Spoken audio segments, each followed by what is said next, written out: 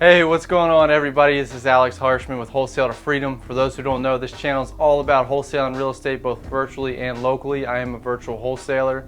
You can follow along with me as I give you tips, tricks, and the how-tos on how to do this business.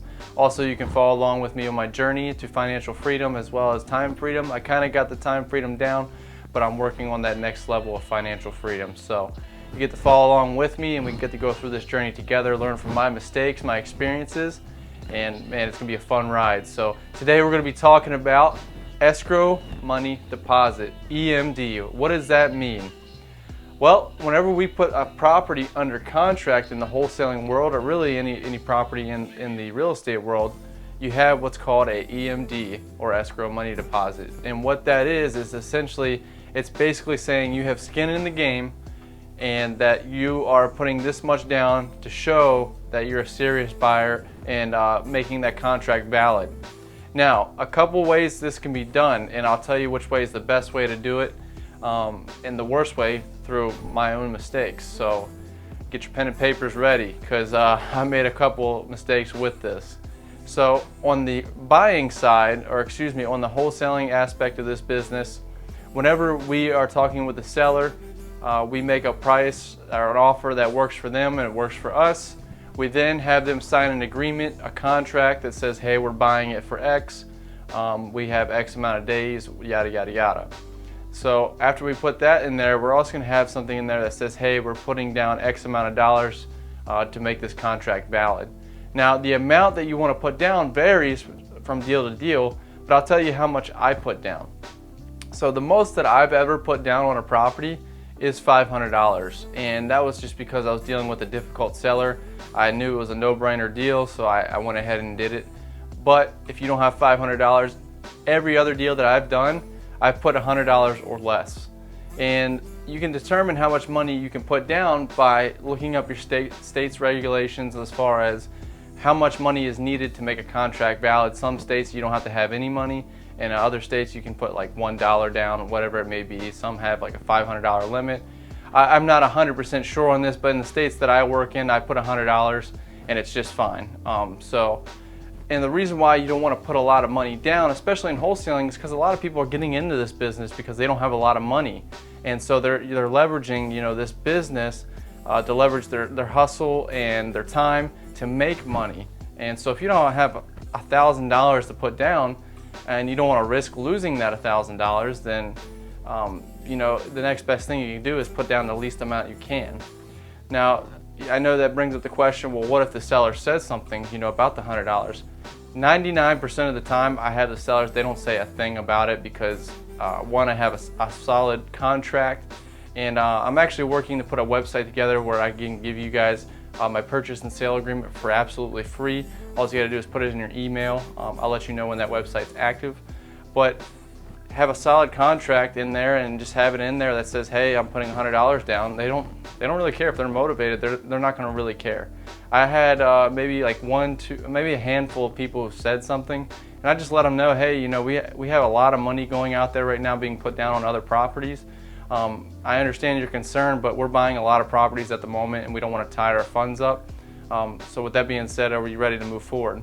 And a lot of times they don't care, they just want an explanation of why it's so low. I even had some guy give me a heck about it and I still got $100 put down. So now on the buying or on the cash buyer side, we can actually use their funds for our deposit. Now I wouldn't recommend it just because you can lose, if somebody comes in and undercuts, you have nothing that says, hey, you have a valid contract because you didn't put any money down either with the title company, with a seller, whatever it may be. And you don't want that to happen. So what you can do is if you have an investor-friendly title company, you can say, hey, here's the contract, here's $100. And you can even tell them, hey, I want to wait to run title until I have a buyer in place. They'll understand. Or you can have them run the title ahead of time if you feel confident in the deal. So now we can use actually the buyer's funds. It depends on what your contract is, but we can use the buyer's escrow money deposit or E.M.D. to fund our deposit, right? So let's say we put $100 down or even $1,000 down, and our buyer, we make them put down $5,000. At the end of the day, when we go to close, we can have that buyer reimburse us our E.M.D. So that way we get our assignment plus the E.M.D. and you can put that in your contract. So it's not that big of a deal, but the reason why it's there is because it's just to show that you have a valid contract within the state, and you want to get that with somebody. You never, never, never, ever want to give that to the seller, or if you know, if you can get the deposit from your buyer and it's non-refundable, you want to hold on to that yourself. But you know, almost no buyer is going to do that. So you want the title company to hold it at the very least. With the seller, definitely. With the buyer, if you can hold it, hold on to it. If not, just have the title company do it, and they'll make sure everybody's protected according to the contract that they sign. So everything in your contract spells out what happens to the deposit in case the buyer doesn't follow through, as well as on your end with the seller, if you don't follow through with the deal. Typically in real estate, you know, you lose that deposit, but we obviously, with a bulletproof contract, we basically have no risk. And we don't want to do this to basically waste the seller's time, or, you know, we don't want to have, you know, a series of deals where we're not following through because we can't find a buyer and we don't lose our deposit, right? We don't want that to happen, because that's just going to be bad business. Our intention when we put these properties under contract is to have a solution, whether that's to buy it yourself or to have an end buyer. So remember that, you know, you can do a lot of harm with this business, but you can also do a lot of good. And I mean, that's pretty much it as far as the E.M.D goes. The amount you can put down is up to you. Who you want to have hold the deposit, you always want to have the title company hold the deposit. And I'll tell you, I made this mistake because I recently had a deal on the market that I made an offer on, and it was 100 grand less than what the market had it, and they accepted. And I had in the contract, the broker sent me the contract, and I didn't see it in time, but where he was holding the deposit. And I signed it and I sent the deposit. I didn't send it, you know, first class, so I didn't have any tracking. That was mistake number 2.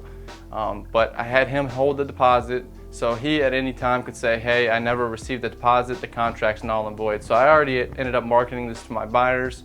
I sent the deposit the same day, and the next week, once I had a ton of interest, he just contacts me out of the blue and says, hey, your contract's null and void.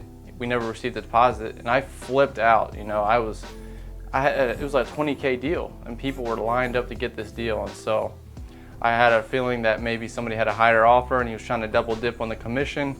Whatever, I thought it was unethical. I even filed an ethical complaint with him with the Board of Realtors, but it was my mistake because I didn't read the fine print, and he was holding the deposit. So lesson learned. Hope you guys never make that mistake.